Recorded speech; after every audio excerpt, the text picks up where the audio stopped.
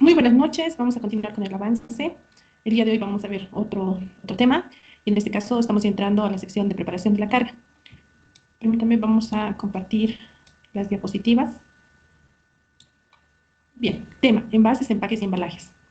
Queremos empezar con esta diapositiva, de tal forma que vemos dos personas dándose la mano, y que podríamos identificarlos como el exportador y el importador.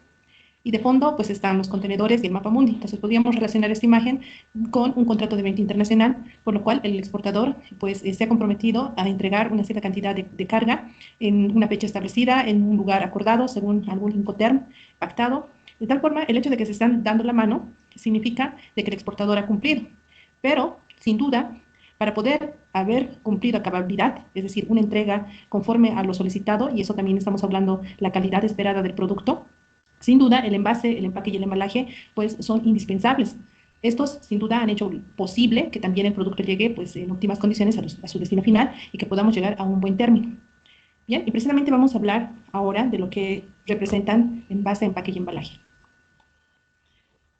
El envase, empaque y embalaje, también conocidos como las tres Es, precisamente porque cada una empieza con la letra E, tienen diferentes funciones para proteger, en el caso al producto que se va a transportar. En este caso, el envase, vamos a considerar de que es el recipiente que contiene o se encuentra en contacto directo con el producto. El empaque viene a ser el material que sirve como agrupador primario, identificador, y sirve también como protección y anuncio. El embalaje normalmente está orientado al transporte. Durante el transporte pueden haber fuerzas de aceleración, puede haber vibraciones, sacudidas, de tal forma que el embalaje tiene que estar presente para brindarle protección mientras dure el transporte. Aquí tenemos un ejemplo, son botellas, podría ser de, por decirles, de vino o tal vez de alguna bebida refrescante, donde este de vidrio sería considerado como el envase, va a ser el que contenga el producto. El siguiente, como indicamos, viene a ser el material agrupador. Normalmente vienen en unidades de 3, de 6, de 12, 24, bueno, cajas que vienen a agrupar el producto. Ahora, esta cantidad que agrupa depende de la presentación que tenga cada empresa. Posteriormente, estos se van a preparar en cajas, incluso más adelante en paletas. Bueno, y eso se considera como embalaje. Aquí tenemos algunos ejemplos respecto al envase. Como ya lo señalábamos, es un recipiente que está en contacto directo con el producto, como en el caso de esta marca que es bastante reconocida, el Pringles, que está conteniendo papas fritas. Aquí también tenemos otro envase que está, en este caso, tal vez algún cereal, o pueden ser bolsas conteniendo algún producto, en este caso vegetales, habas, en arvejas, bueno, o en cosmética también podría ser, en este caso, perfumes, algún medicamento, desodorantes, o este otro que también es un envase que está conteniendo una leche condensada. Algunos ejemplos que podemos señalar en cuanto a envase. Contiene el producto, está en contacto directo con este. El empaque, como nos señalaba, es un material agrupador por un lado, pero además está orientado al mercadeo. ¿Qué significa esta parte de que esté orientado al mercadeo? Pues normalmente los fabricantes utilizan el empaque para llamar la atención. Como vemos aquí, vemos una imagen de una señorita que está agarrando su pantalón, dándonos un mensaje subliminal, indicándonos de que si consumimos este té, pues vamos a lograr estar en esa forma. Y este es un mensaje subliminal, ¿no? Muchas veces la imagen hace que nos convenzan para poder adquirir el producto. Bien, en este caso está funcionando como material agrupador. En este otro, si se dan cuenta, también viene a ser algo llamativo. ¿Por qué? Porque es una lata que probablemente pueda contener un celular. Y muchas veces por este plus, por la lata, pues nosotros llegamos a comprar el producto, ¿no? Por el nuevo uso que le podemos dar a la lata. No solamente vamos a hacer uso del celular, sino también pensamos esta lata puede ser útil para alguna otra cosa. Y eso es pensado precisamente para ayudar a vender el producto. Bien, y aquí otros ejemplos también de... Aquí esta caja está haciendo de empaque donde está, en este caso, agrupando tal vez estos chicles, ¿no?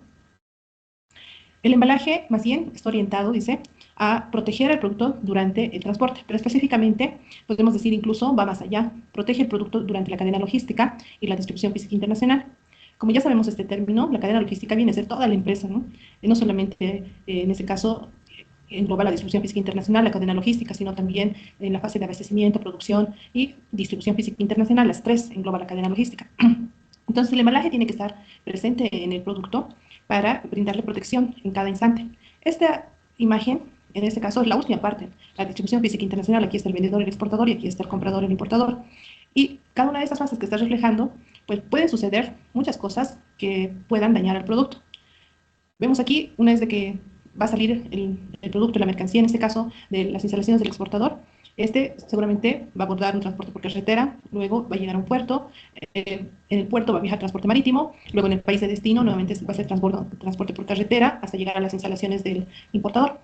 Entonces, lo que va a suceder aquí puede ocurrir caídas en el momento de cargar de un vehículo a otro.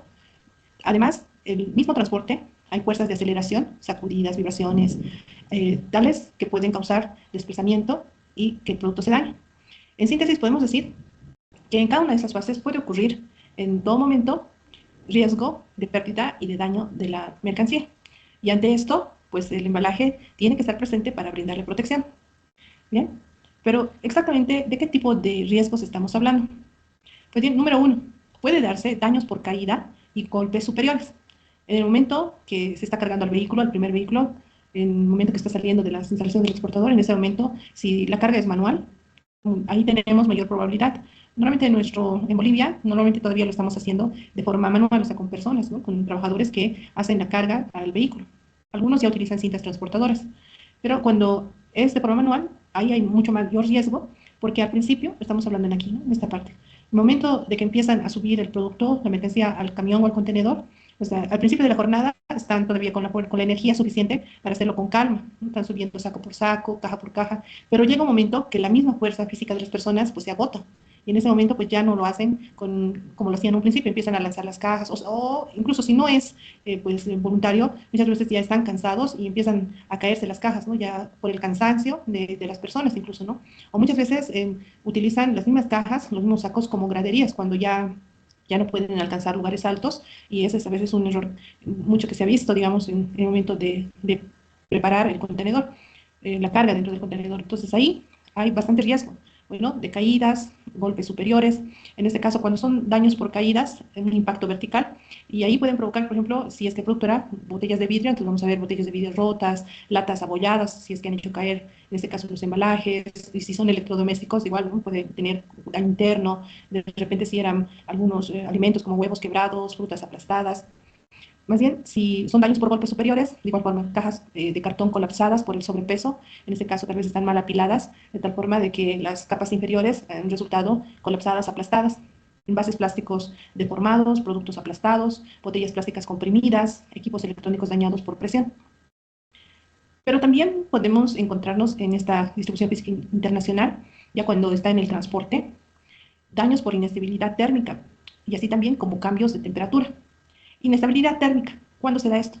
La temperatura es sostenida, o sea, no hay variación, 30 grados centígrados todo el tiempo, digamos, así no cambia, y esto puede causar la degradación interna de algunos productos, química y biológica, que normalmente ya es irreversible. Por ejemplo, en el caso de los medicamentos, ¿no? Normalmente se aconseja tener bajas temperaturas, pero estás en una zona de calor a 30 grados centígrados, entonces los medicamentos ya no van a servir.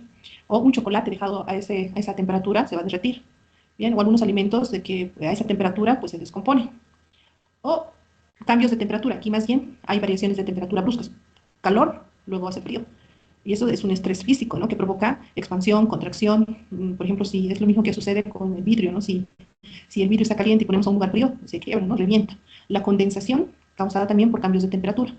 Esto se observa sobre todo en el contenedor, ¿no? Sobre todo si la carga tiene humedad. Esto se convierte en aguas que se reflejan en las paredes y en el techo del contenedor, condensación. Y eso es por los cambios de temperatura, lo cual provoca humedad interna que luego se transfiere a la carga que está dentro del vehículo o dentro del contenedor. Muy bien, por cambios de temperatura bruscos, entonces podemos tener resultados como vidrios rotos, humedad dentro de las cajas, corrosión y, en este caso, daños físicos. Pero además, en la distribución física internacional podemos también tener daños por vibración, lo que hemos estado hablando, las fuerzas de aceleración, sacudidas, el mal estado de las carreteras pueden provocar daños. Si son algunos componentes eléctricos, con estas sacudidas pueden dañarse por la vibración continua. O asimismo, tal vez si fuera productos muy delicados como vidrio, cerámica, con la vibración que se produce en el vehículo, pues también puede romperse o, en ese caso, daños físicos como agrietados, ¿no? Pero no solamente tenemos daños por caídas, golpes superiores laterales, inestabilidad térmica o excesos de temperatura, vibración, también los daños por humedad. Como ya lo acabamos de señalar, se produce la condensación, sobre todo en casos de productos que tienen humedad, como en el caso de granos de cacao, de café, de quinoa, pues estos viajan a una cierta grado de humedad, 12%. Eso es el parámetro, pero si viajaran con un mayor porcentaje de humedad, pues ahí ya se va a producir la condensación y va a causar, pues, de repente moho o de repente incluso que germinen los granos, ¿no? Daños por polvo, por suciedad, daños por contaminación, daños por plagas y roedores. Pues, ¿dónde se vería esta parte, estos daños?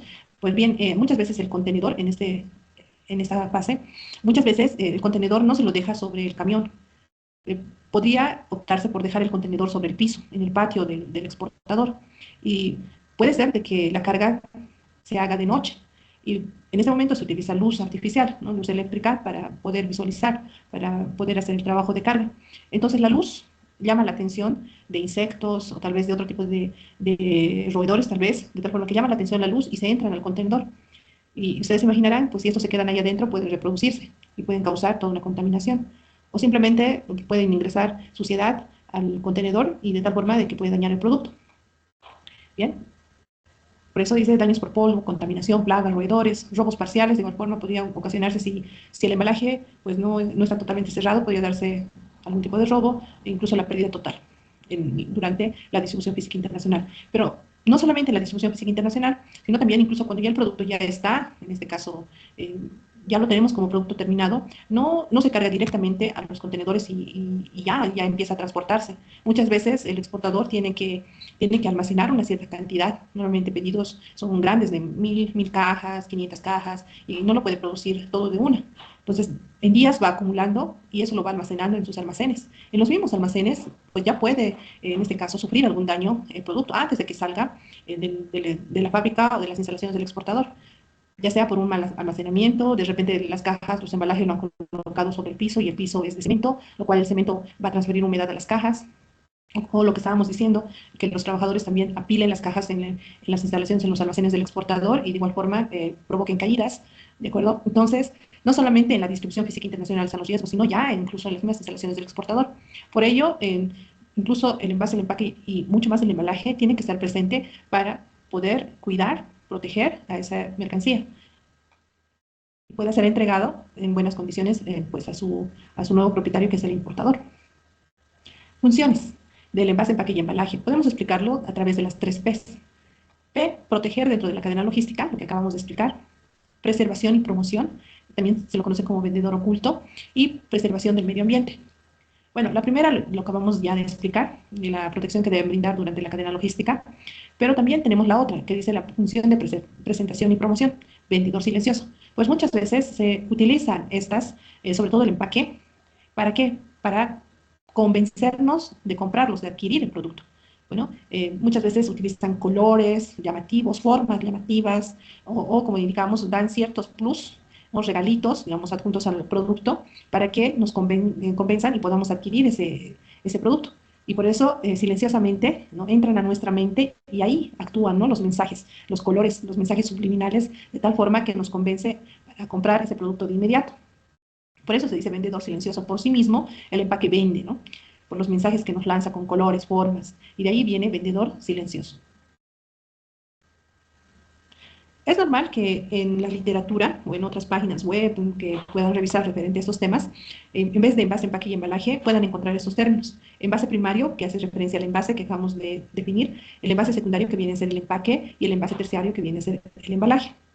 Pero además a esta secuencia se le aumenta lo que es la unidad de carga. La unidad de carga viene a ser lo que es la unitarización, la preparación de la carga en unidades superiores, donde ahora es a través de paleta. Entonces, normalmente también es otra forma de denominar a estos, ¿no? Envase primario, secundario, terciario, y se les suma la paletización, la unidad de carga. Empaque y embalaje muchas veces son uno solo. Bueno, si bien hemos hablado que lo ideal sea que venga el producto con las 3 Es, envase, empaque y embalaje, pero también puede darse el caso que no estén presentes las 3, y esto depende de las características físicas, químicas del producto. Si el producto es bastante resistente, pues no tendría necesidad de protegerlo con las 3. Tal vez solamente necesario un empaque y ya, o empaque y embalaje, o un envase y un empaque. Depende entonces de las características de lo que se quiera transportar. Por ejemplo, si estamos hablando de turriles, donde se va a llevar productos químicos como estos, el turril es bastante resistente. Ahí dentro se va a colocar los productos químicos y ya no es necesario colocarle en otro empaque y embalaje, es suficiente con este envase. O estos de plástico o estos big bags, estos sacos que permiten llevar el producto a granel. Estos big bags, sacos grandes, pues pueden llevar productos químicos, incluso alimentos, bueno, son bastante resistentes y por ende tampoco no necesitan estos meterse en cajas o en otro, ¿no? Entonces solamente estos son los envases que van a contener el producto. Las 5 Fs de los empaques listos para vender. Todo empaque tiene que tener las siguientes características. Fácil de identificar. En este caso nos está diciendo que tenemos que aprovechar las caras externas en este caso, del envase, empaque y embalaje para poder dar información, para poder colocar un código de barras, para colocar de repente pictogramas e información esencial referente al producto o mercancía que contiene estas cajas. Fácil de abrir, pues los envases, empaques y embalajes deberían ser pensados en el consumidor final. Sobre todo, tenemos aquí un ejemplo. Hace años, una empresa farmacéutica pues tenía el producto Mentizan, donde su lata, no sé si cuántos de ustedes han padecido, no se podía abrir. Era todo un problema que prácticamente ya nos dábamos por vencido de poder abrir estas latas de Mentizan. Pero ya cuando han visto que pues las personas ya no estaban de acuerdo con esta lata, pues ya han cambiado y ahora ya es otra forma que es con mayor facilidad se puede aperturar o abrir estas latas y utilizar el producto. Bueno, entonces tienen que pensarse, ¿no? Que sea fácil de abrir. Otro ejemplo, pues, hay productos como galletas, de repente, donde están en plásticos, las galletas de agua, por ejemplo, bien, no se rompe con facilidad el plástico, pero tiene una tirita, una cinta, si quieren, que permite jalar y abre todo el plástico y con facilidad ya podemos tener el producto. Entonces de eso se trata, ¿no? El cliente o el consumidor final no tiene que luchar al abrir. Por otro lado, se tiene que tener fácil de almacenar y reponer. Esto un poco se refiere a la forma de envase, empaque y embalaje. Si se decide pues que la forma del producto o en todo caso del envase fuera medio, en este caso no tiene una forma rectangular que facilita apilar uno sobre otro, sino más bien medio abstracto la forma del envase, pues esto necesita mayor espacio en las estanterías, ¿no? En las estanterías de los almacenes o de los puntos de venta. Y eso pues quita espacio, ¿no? Y de repente pues no van a querer los comerciantes o las tiendas agarrar ese producto porque dicen, no, me quita bastante espacio y pues no, mejor prefiero comprar otro tipo de producto que reemplace ese producto. O sea, podría tener una negativa, ¿no? De parte de los comerciantes el hecho de que ocupe bastante espacio. Por otro lado, fácil de comprar. Esto está ligado con el primero, fácil de identificar. Como indicamos de que en identificación tiene que tener pictogramas, código de barras, pero no solamente este tipo de datos, sino también información de qué contiene ese producto, es decir, sus principales componentes, su modo de uso, de tal forma que informe al consumidor y pueda entender lo que se está comprando, ayudarle en la compra, ¿no? Dando información que esté precisamente en el envase. Fácil de desechar. Ahora estamos con el problema del calentamiento global y estamos hablando de que se debe pensar que el material que se utilice en estos pues tienen que poder reciclarse o que sean amigables con el medio ambiente.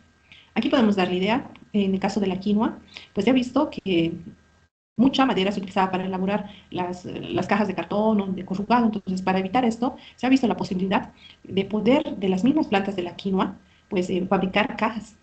Entonces son cajas, en este caso, fabricadas con los desechos, ¿no? de la misma planta. Y esa es una forma, pues, amigable para el medio ambiente. Bien, y aquí tenemos simplemente reiterando, ¿no? De las 5 Fs, los voy a dejar para que ustedes lo puedan revisar más adelante. Fácil de identificar, de abrir, fácil de almacenar, reponer, fácil de comprar y fácil de desechar.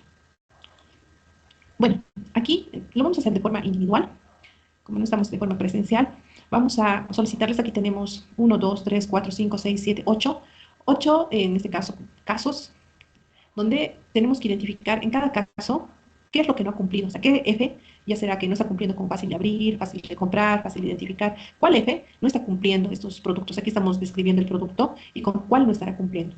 Aquí me lo pueden llenar, producto número 1, si no pueden copiar todo el enunciado, producto número 1 pueden colocar, no cumple con fácil de abrir, ¿de acuerdo? O no tiene, si dice que no tiene información, entonces dicen, pues no es fácil de identificar ni de comprar, ¿de acuerdo? Entonces vamos a darles un tiempito donde ustedes puedan colocar y me lo suben al chat como el día de ayer. Bien, vamos a continuar. Esto lo vamos a poder entregar después del receso. Hasta ahí lo pueden entregar bien. Materiales del empaque y embalaje. Vale, cuando hablamos de la fabricación de empaque y embalaje, tenemos papel, tenemos cartón, podemos utilizar metales, vidrio, cerámica, materiales plásticos, madera, fibras vegetales e incluso podemos combinar un material con otro para formar materiales compuestos en la fabricación de estos, envase y empaque y embalaje. Vamos a analizar un poco de estos materiales que acabamos de citar, papel y cartón. El papel y cartón pues vienen de fibras celulósicas, entre cruzadas y infiltradas entre sí. Enseguida vamos a entender qué son las fibras celulósicas. Teniendo las fibras celulósicas, se las entrecruza y se las infiltra, se les adhiere entre sí. La forma y la calidad de las fibras determinan la calidad y las propiedades del papel. Bueno, en este caso las fibras son células muertas que dan resistencia al vegetal. Primero tenemos el papel, luego tenemos en este caso el cartón. El papel va a dar paso al cartón, como vamos a ver más adelante. Pero primero entendamos las fibras celulósicas, de dónde vienen. La fibra celulósica proviene de las plantas. Específicamente, ¿de qué lugares la fibra celulósica se puede conseguir? Pues bien, se puede de los tallos, de las hojas, incluso de los frutos. De las plantas se puede conseguir fibra celulósica. Algunos ejemplos. El de la planta del algodón, específicamente el fruto, se puede fabricar papel moneda.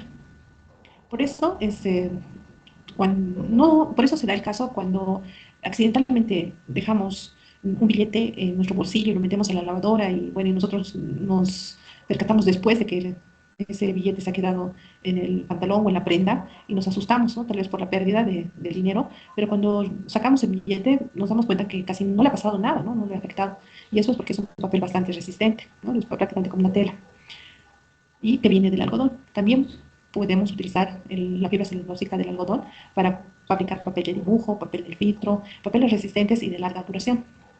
Pero también podemos conseguir, en este caso, fibra celulósica de maderas como del eucalipto y del pino para utilizarlas en la fabricación de papeles resistentes o de los tallos de algunas plantas, como en este caso de la paja, para fabricar cartón ondulado. De hecho, este material cartón ondulado es bastante utilizado para las cajas, ¿no? Que se hacen en envíos a mercados internacionales. Por otro lado, también fibra celulósica de hojas, como ser del esparto. Y en este caso, vamos a poder fabricar con estas hojas papeles de mucha opacidad que se utiliza para el papel Biblia. Por otro lado, también podemos conseguir de la corteza, como del cáñamo, del yute y del lino, y esto es para fabricar papel de fumar, dibujo y papel copias. La diferencia entre papel y cartón es, en este caso, es el grosor, es el espesor. El papel viene a ser una lámina hecha de fibras celulósicas, procesadas, molidas, secadas, endurecidas y entrelazadas, cuyo espesor llega a 150 gramos metro cuadrado, ¿de acuerdo? Pero podemos tener también cartulina, que su espesor está entre 150 gramos metro cuadrado a 450 gramos metro cuadrado, y el cartón, que más bien viene a ser más grueso, mayor a 450 gramos metro cuadrado. El papel, ¿cuáles son las ventajas y desventajas de utilizar? Pues en envíos. Bueno, el papel por sí solo, pues no va a ofrecer protección mecánica contra caídas al producto. Si lo envolvemos en papel y se cae, pues no lo va a proteger contra esa caída. Pero sí lo puede proteger contra los rayos de luz, contra los rayos del sol, contra el polvo. Puede absorber la humedad o incluso puede retrasar el deterioro del producto. El papel que viene directamente de la fibra celulósica no es tan resistente, pero se lo puede convertir en un papel resistente aplicándole un cierto tratamiento químico. Y ello es precisamente el papel de estraza o craft, de donde se produce mediante un proceso químico, como habíamos señalado, que convierte la madera de pulpa, separando la lignina de la celulosa, conociendo astillas de madera de sulfuro de sodio e hidróxido de sodio. Gracias a esta propiedad, el papel craft es ampliamente utilizado en la fabricación de sacos para el transporte de mercancías como cemento, harina, granos de café, cacao, de quinoa, como vemos en la imagen. Pero aquí hay algo que nos llama la atención, dice, ¿no? De la lignina, de la celulosa. Pero para entender qué es la lignina, tenemos esta diapositiva. Tenemos un ejemplo, en este caso tengo la paja de la cebada. Bueno, de la paja de la cebada sacamos una célula vegetal y la célula vegetal está compuesta, en este caso, por paredes celulares. ¿Cuáles son esas paredes celulares? Tenemos por un lado la celulosa que está representada con el color café o marrón, si quieren. Esta celulosa está formada por cadenas de moléculas de glucosa. Es el componente más abundante y le da resistencia estructural. Esta celulosa también, más adelante vamos a ver que podemos utilizarla para la fabricación de cartón. Pero además de tenemos la lignina, lo que estábamos señalando en el papel craft. La lignina, lo que está en azul, pues es una estructura bastante compleja que en este caso contiene alcoholes. Pero además tenemos como componente la hemicelulosa, que está en color, en este caso, verde, que está compuesta por azúcares, como ser la pentosa y la hexosa. Bien, pero en este caso el papel craft que estábamos explicando es a partir de esta, ¿no? De la lignina. Bien, el papel craft todavía la podemos hacerla más resistente colocándole capas de otros productos, como por ejemplo, el papel craft se puede convertir en papel parafinado y en este caso ya va a ser esta impermeabilizada mediante un recubrimiento de parafina. Esta parafina puede ser vegetal o puede ser derivada del petróleo, pero al tener el papel parafinado, ¿qué logramos? Pues este papel parafinado nos brinda resistencia a la humedad y a la grasa. Esto es gracias a la parafina, que lo impregna. Este papel puede actuar como una barrera efectiva contra líquidos y grasas, protegiendo los productos de contaminantes externos. Pero el papel parafinado también brinda flexibilidad y adaptabilidad. Además, nos proporciona propiedades anticorrosivas. Por ese hecho, este papel parafinado se puede utilizar para proteger piezas metálicas contra oxidación y es de fácil manejo por su flexibilidad. Pero no solamente tenemos el papel parafinado, el papel craft también se puede convertir en papel sulfurizado. Y este papel es un papel tratado químicamente con ácido sulfúrico para cerrar los poros de la celulosa, volviéndolo impermeable, resistente a altas temperaturas hasta 220 grados centígrados y es también antiadherente. Bueno, y esto es común utilizarlo para cocción de horno, para horneado de ciertos productos como galletas, pizzas y otros. Tenemos también el papel asfaltado. En este caso sigue siendo el papel craft que hemos explicado, pero impregnado con asfalto o betún, por eso tiene ese color negro, lo que le confiere propiedades impermeables.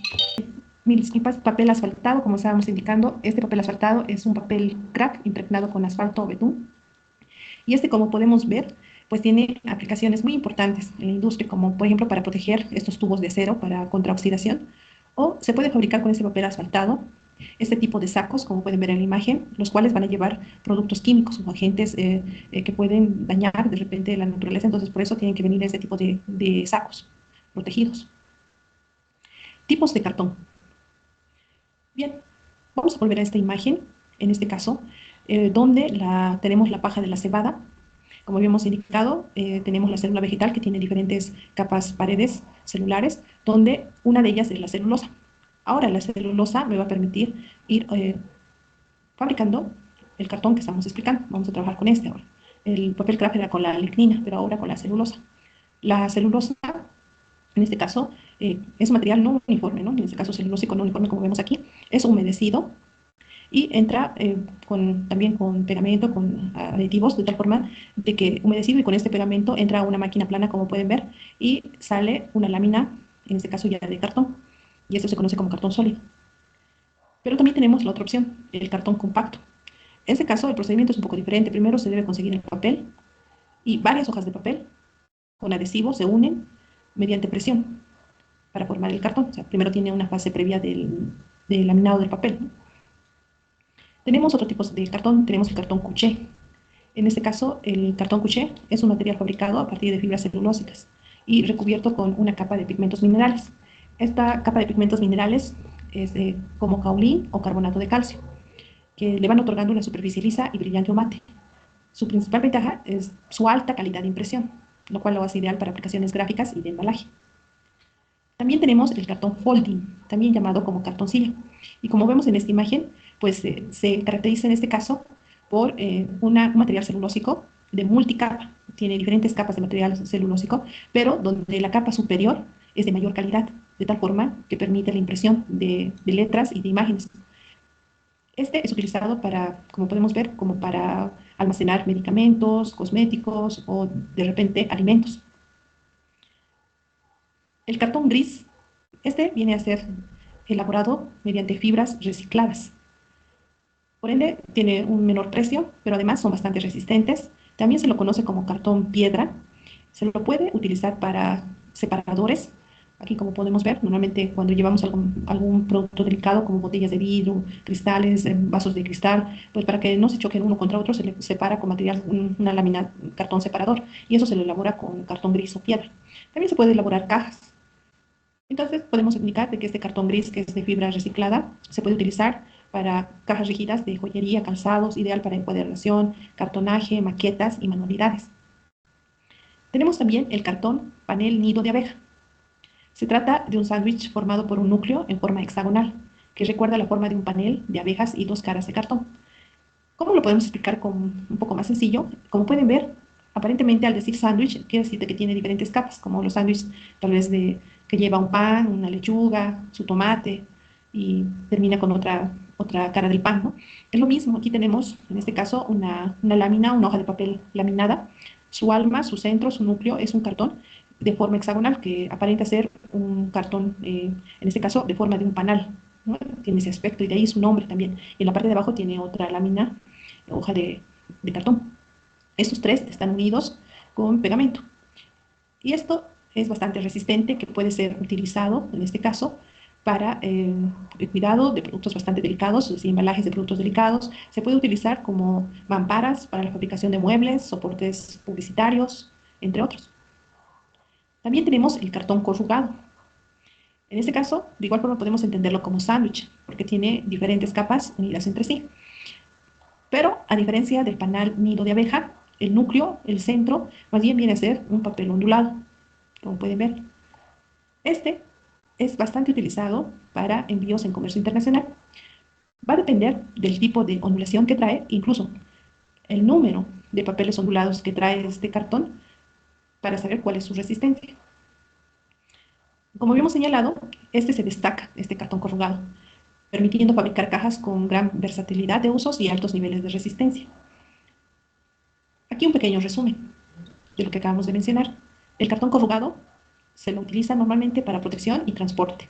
Tiene una estructura ondulada al medio y resiste para impactos y compresión.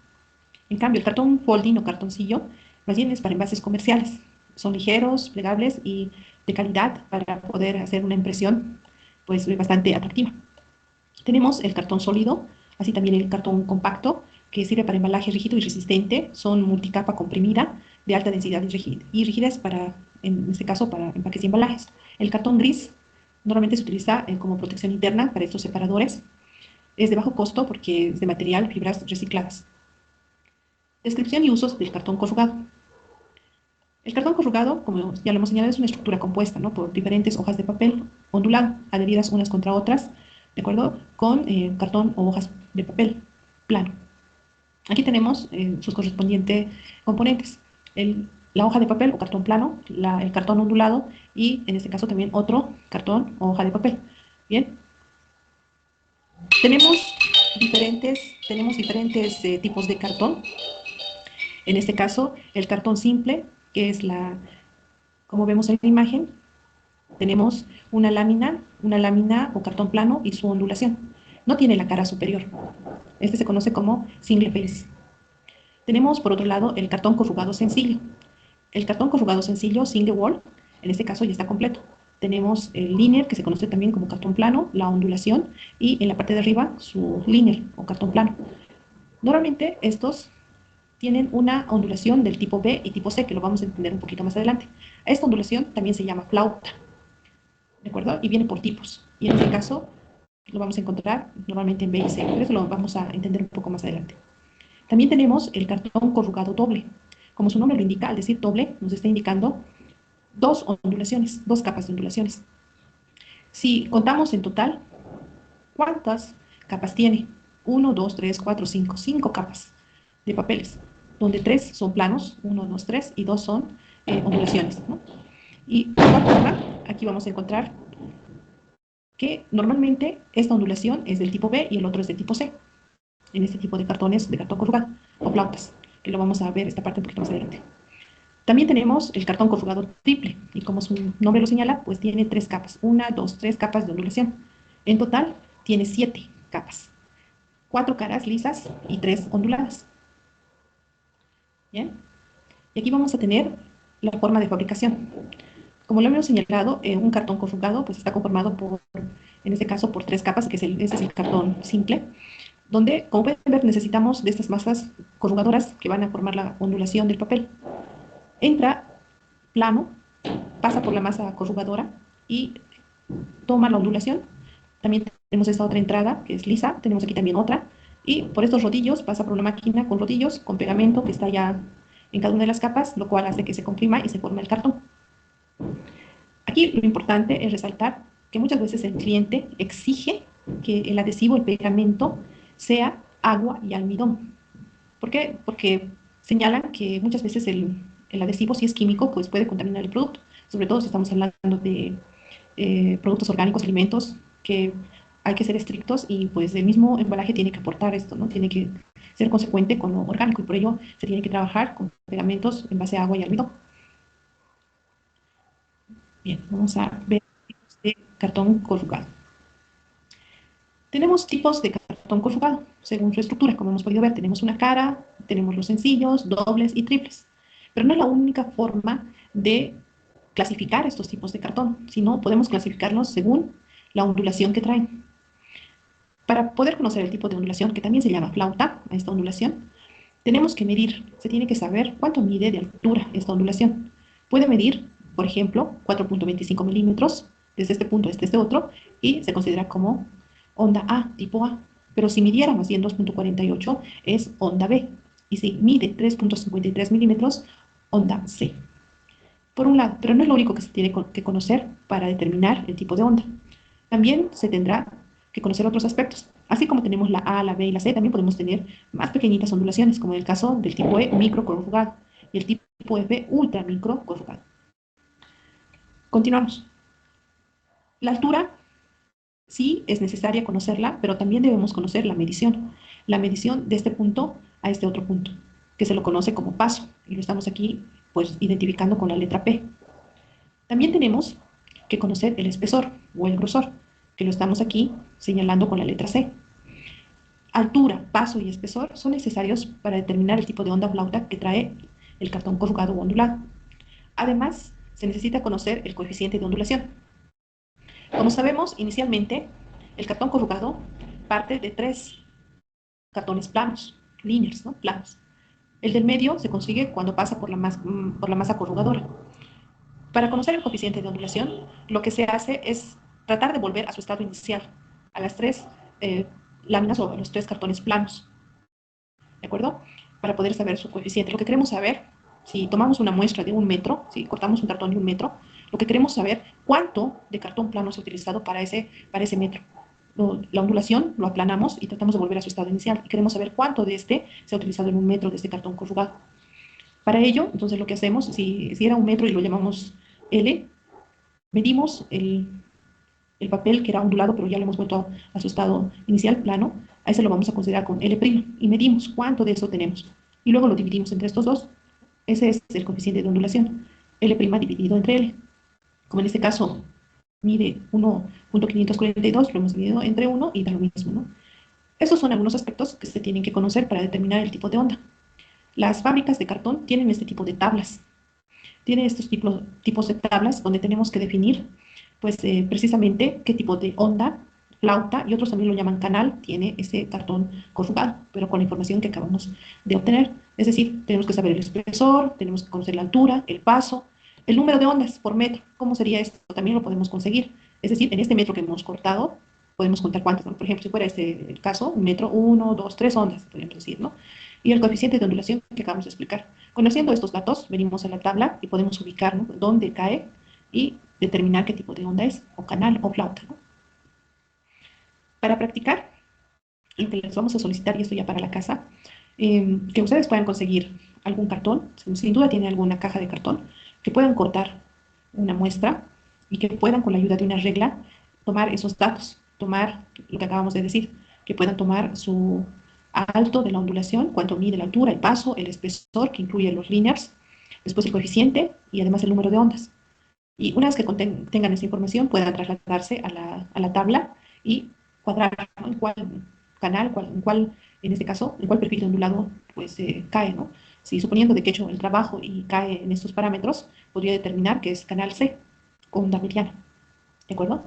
Entonces lo que tienen que hacer es cortar la muestra, pegarla en una hoja, medir, encontrar en la tabla y dar una respuesta o una conclusión, ¿no? Indicar mi cartón corrugado es de canal C, canal B, canal A, dependiendo de lo que les dé.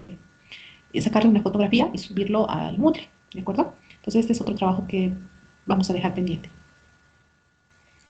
Bueno, entonces lo que nos muestran los tipos de ondas, tenemos que saber elegir, en este caso, el cartón corrugado según al peso que queremos llevar.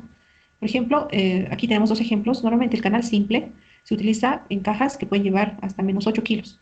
Pero si más bien vamos a utilizar cajas con canal doble, son utilizados para llevar un peso mayor a 8 kilos. Esta es una referencia. Bien, en la anterior diapositiva, donde habíamos visto la fabricación del cartón con las mesas corrugadoras, teníamos hasta aquí, ¿no? Esta parte nos permite conseguir la lámina de cartón corrugada, pero el proceso continúa, no queda ahí. Una vez que se tiene la lámina de cartón corrugada, sigue el proceso. ¿Para qué? Para que vaya a la parte de la impresión. La cara externa se va a aprovechar para imprimir los códigos de barra, los pictogramas o la información que sea necesaria para poder identificar el producto que traiga dentro. Y una vez de que ya está con la identificación correspondiente, se va a cortar y doblar y terminar las cajas. Entonces, precisamente vamos a hablar ahora de la caja en sí, elaboradas con cartón corrugado. Pues estas cajas, como habíamos indicado desde un principio, son bastante utilizadas en comercio internacional. Estas nos permiten la agrupación de productos, nos ayudan en protección de estos contra impactos, vibraciones, la luz, el polvo. Durante la manipulación, este tipo de embalajes brindan bastante protección, por eso también son de preferencia. Nos permiten, como acabamos de ver, poner información en las caras externas. Podemos aprovechar las paredes externas para imprimir información valiosa. Además, permite presentación y promoción. ¿De acuerdo? Ahora, cuando hablamos de las cajas de cartón corrugado, tenemos que diferenciar las medidas externas de la caja, largo, ancho y alto, exterior, de las medidas internas de las cajas. Parece básico, pero muchas veces nos equivocamos. Cuando hablamos de las medidas externas, podemos utilizar, por ejemplo, cuando queremos unitarizar estas cajas, cuando queremos paletizar. ¿Cuántas cajas se acomodan en la paleta? Ahí vamos a usar las medidas externas, largo, ancho y alto. Pero si la pregunta fuera, ¿cuánto producto entra en esta caja? Ahí más bien voy a utilizar las medidas internas, largo, ancho y alto interior. Pero ahí podrían decir, ¿pero acaso no es lo mismo? No, porque sabemos que este es un cartón corrugado, tiene un espesor. El cartón que, mediante el cual se ha fabricado esta caja, pues es un sándwich, ¿no? Como hemos dicho. O sea, puede ser simple, canal doble, triple, y esto tiene un grosor. Y eso es lo que hace diferente las medidas externas e internas.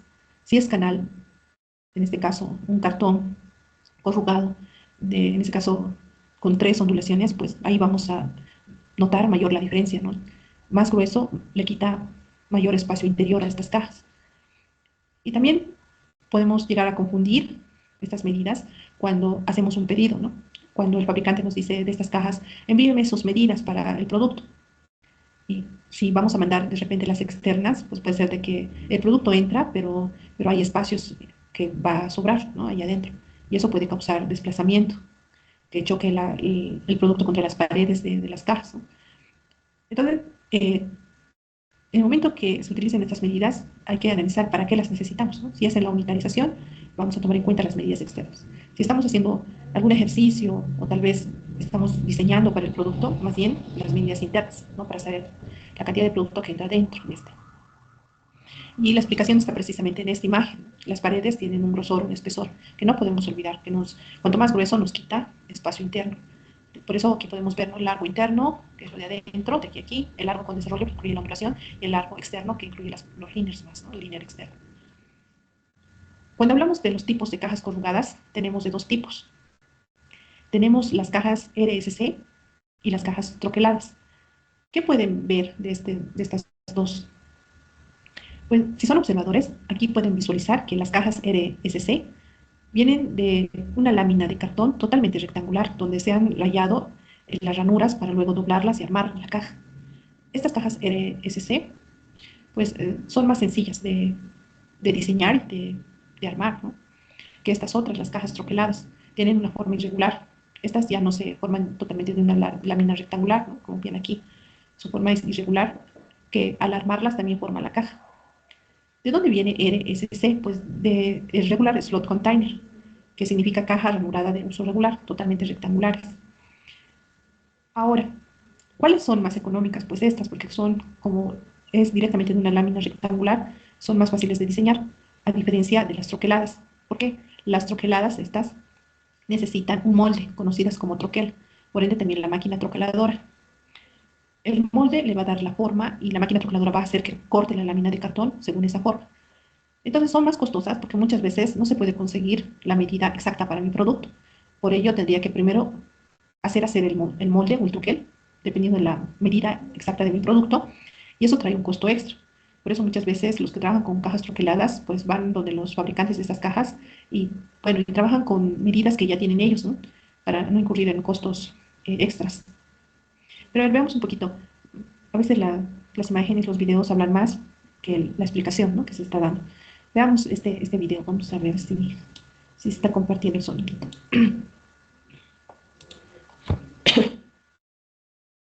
Compartir. Ahí está.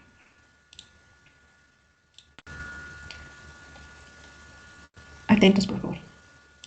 Hola, muy buenas, soy Román Álvarez y bienvenidos a nuestro canal YouTube de Cartonajes Alboraya. Y hoy vengo con... ¿Se escucha? Sí, se logra escuchar, Sí, Inge. que se escucha. Sí, sí, se puede escuchar. Vengo a explicar bajo las consultas de clientes, bajo las consultas de usuarios que nos llegan a nosotros, y voy a explicar lo que son las cajas troqueladas. Recibimos, o mejor dicho, como ya sabéis, todos nuestros vídeos que vamos poniendo es para dar información sobre embalajes que fabricamos para el comercio electrónico y para industria.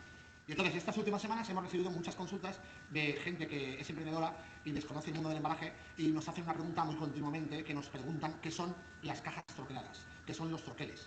Entonces, el vídeo de hoy es para explicaros lo que son las cajas troqueladas. Mirad, las cajas troqueladas son todas aquellas que utilizamos que son automontables, ¿vale? Una caja troquelada puede ser automontable o no tiene por qué ser automontable. Quiere decir que está cortada y diseñada para que una pieza, mirad, os lo voy a explicar así mejor. Mirad, esto lo tengo por aquí. Esto es un troquel. Es un molde en el cual nosotros troquelamos la pieza. Por ejemplo, mirad, esto es una plancha de cartón que vendrá todo cuadradito y mirad, para que lo veáis, ahí. ¿Veis cómo se hace el recorte de la caja? Quiere decir que este cartón es mucho más grande, es todo cuadrado, pero cuando entra en las máquinas troqueladoras, que pegan un golpe, ¡pum!, y cortan el cartón. Y entonces, se tiene que hacer un troquel, que esto se llama troquel, esto es una pieza troquel. Esto, aunque lo veáis ahí, son informaciones nuestras de fábrica, que hay que taparlas porque hay que mantener la privacidad del cliente. Entonces, este troquel, como os indico, es una pieza que se fabrica de madera, de metal, para cortar y marcar. Mirad, por aquí corta, en esta pieza de aquí corta, y en estas piezas de aquí, por ejemplo, veis aquí que hay un hendido, y esto es hendido. Entonces es una pieza que está completa, de madera, metal, ¿vale? Y goma, ¿vale? Para que pueda salir el cartón. Pues esto es un troquel. Y con esto hacemos las cajas troqueladas, ¿vale? Tamaño de troqueles, hay muchísimos, infinito, la medida que quiera el cliente. ¿Qué es lo que ocurre? Que nosotros tenemos, como nosotros tenemos una fábrica que tenemos 60 años, tenemos muchísimos troqueles, ¿vale? En el cual, cuando llega un cliente, lo que intentamos hacer es proponerle una medida que tengamos nosotros para que él no se compre el troquel, ¿vale? Y entonces así nosotros le podemos hacer las cajas troqueladas. Este troquel tiene unas medidas, quiero recordar que eran 20, creo que está por ahí, no, esto creo que era 22 por 15,5 por 9,5. Esta es una de nuestras cajas estrellas, perdón, para el comercio electrónico, ¿vale? 22 por 15,5 por 9,5. Lo utilizo en todos los sectores, ¿vale? Pero hay troqueles pequeños, y ya veréis. Os voy a enseñar. Voy a pasar esto aquí. Para que os voy a enseñar un tamaño diferente de troquel, ¿vale? Mirad, este es el mismo troquel, pero mucho más grande. Pero veis, tiene la misma forma. Esto es un modelo de caja automontable, que son las que mejor nos está funcionando para el comercio electrónico. Y con ello hacemos las cajas troqueladas, ¿vale? Es una caja troquelada en formato automontable, y hay troqueles más pequeños que pueden costar, a lo mejor te pueden costar tranquilamente 150, hasta 250, 300, hasta 500 euros el troquel. Por eso hay que tener mucho cuidado a la hora de elegir una caja automontable. Lo que proponemos, como he dicho en el vídeo, es intentar hacer una caja troquelada que nosotros tengamos el troquel, ¿vale? Esto, mirad qué fácil se monta la caja automontable. Una caja para envío. Esta es exactamente la medida de este troquel. Esta caja troquelada es este troquel, ¿vale? Es una medida que nos funciona muy bien en el comercio electrónico. 22 por 15,5 por 9,5. Cabe de todo. Esta caja troquelada la utilizamos muchísimo en el sector de cosmética, perfumería, cuando las tiendas online de cosmética y perfumería, farmacia y parafarmacia, esta es ideal, ¿vale? Porque aquí cabe, ubica colonias, cremas, jarabes, pasta dentales, un montón de productos caben en esta caja, ¿vale? Y nada, como os quería enseñar, esta es la explicación, ¿vale? Para lo que son las cajas troqueladas. Cajas troqueladas son aquellos modelos de cajas que hay que utilizar un troquel, ¿vale? Y dentro de ese troquel podemos fabricar muchas medidas de caja. Entonces, o para que lo tengáis claro, antes de fabricar un troquel, el consejo que os damos es que intentéis buscar algún troquel que esté fabricado, ¿vale? Para que no tengáis que pagar ese costo añadido. Y si queréis una medida exacta, vamos, lo mejor es hacer el troquel, ¿vale? Pues nada, hasta aquí la explicación del vídeo de cajas troqueladas. Espero que haya sido útil la información y nada, nos vemos la semana que viene. ¿De acuerdo? Entonces, esto era un video que nos muestra de forma más gráfica la diferencia entre las cajas troqueladas y las RSC, que son totalmente rectangulares. Bien, vamos a pausar unos 10 minutos y después del receso voy a esperar que me puedan entregar el primer ejercicio donde tenían que identificar qué Fs no cumplen los productos. Voy a volver ahí. Vamos a dejar para que lo puedan desarrollar. Esto como participación del día de hoy. Bien, vamos. Ahí se los dejo y nos estamos encontrando dentro de 10 minutitos.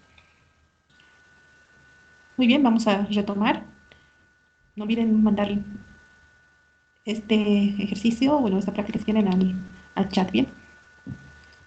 Bueno, vamos a retomar, vamos a bajar.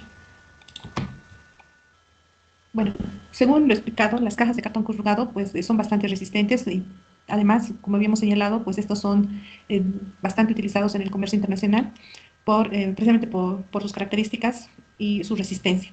Pero así, estas son tan resistentes, pero también pues les llega a afectar ciertos aspectos. Si no sabemos manipular correctamente estas cajas de cartón corrugado, pues le podemos ir quitando la resistencia estructural a las mismas. Y aquí vamos a dar algunos tips que se tienen que cumplir en la manipulación precisamente de estas cajas de cartón corrugado. Para empezar, el hecho de que estas sean de cartón corrugado, se debe cumplir que las corrugaciones tienen que estar en vertical cuando ya están pues, utilizadas en la caja misma. Esto lo podemos comprobar cuando ustedes hagan el trabajo de la muestra al cortar y poder ver que las corrugaciones evidentemente están en vertical. ¿Qué significa esto? De que es muy importante en este tipo de cajas estos pictogramas presentes, la flecha arriba. Esto nos señala de que las cajas no se pueden voltear. Al voltear, las ondulaciones quedarían en horizontal y podríamos quitarle la resistencia estructural y si se apilan, pues se pueden aplastar. Estas corrugaciones en vertical le protege contra caídas y también contra golpes. Tomar en cuenta precisamente a la hora de apilar es un dato que no se puede obviar, ¿no? Que tienen que quedar en vertical. Por otro lado, se debe considerar que las esquinas tienen que estar intactas, no tienen que estar con ningún tipo de rasgado o rotas.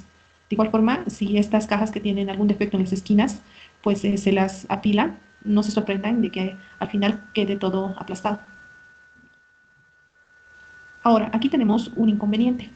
Los fabricantes de cartón corrugado señalan que a la hora de paletización, lo ideal sería apilar en columna. Es decir, todas las cajas coincidan a la hora de apilar sus esquinas, como vemos aquí. De esta caja, su esquina coincide con la de arriba, de aquí coincide con la otra y así.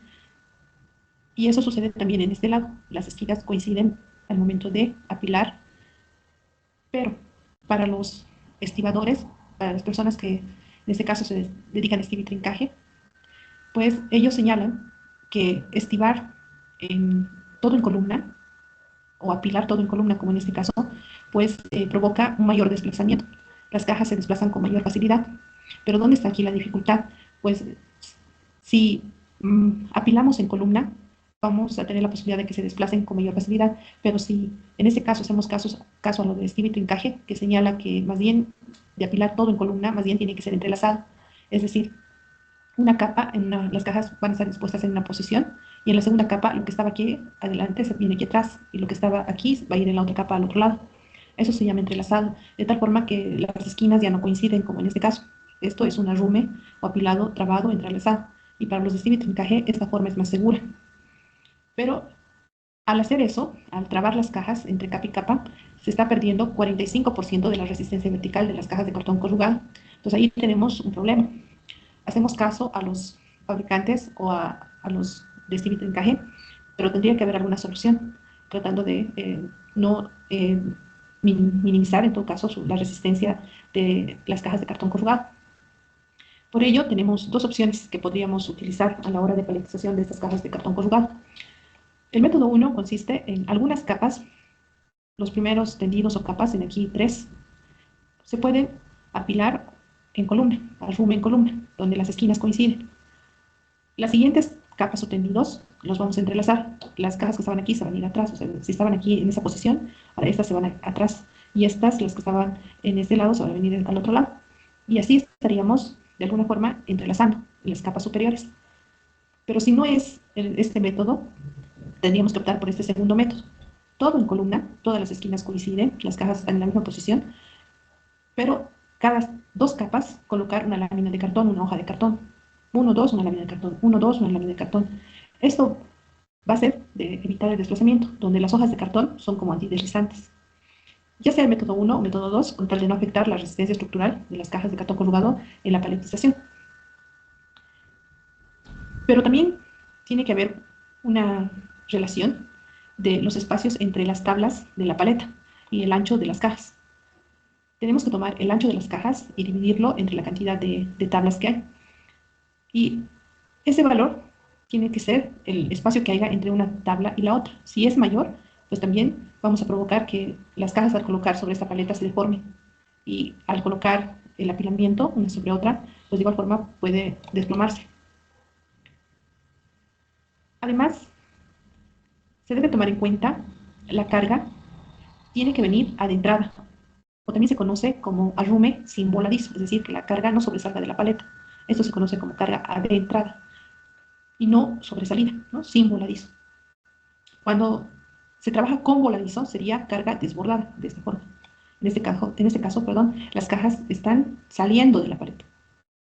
Y en este caso, estas esquinas, estos lugares, no tienen punto de apoyo. Y ese hecho lo que hace es de que pierda el 32% de su resistencia vertical a las cajas. De igual forma, podría haber un riesgo de aplastamiento, ¿no?, en las primeras capas o tendidos de cajas, cuando se apilan estas. Pero aún así, todavía hay un riesgo mayor. Cuando, en este caso, se trabaja con voladizo o carga desbordada, como vemos, están sobresaliendo las cajas y además viene trabado. No estamos aplicando el método 1 ni el método 2, sino directamente trabado. También le estamos afectando el 49% de su resistencia estructural de las cajas. Bien, entonces son detalles, cuidados que hay que tener con el manejo de las cajas de cartón corrugado. Aprovechar las caras externas para brindar la mayor información posible del producto que contienen estas cajas. Como habíamos señalado, es muy importante la flecha arriba. Otros pictogramas que cuiden, por ejemplo, de la humedad que le afecta precisamente a estas cajas.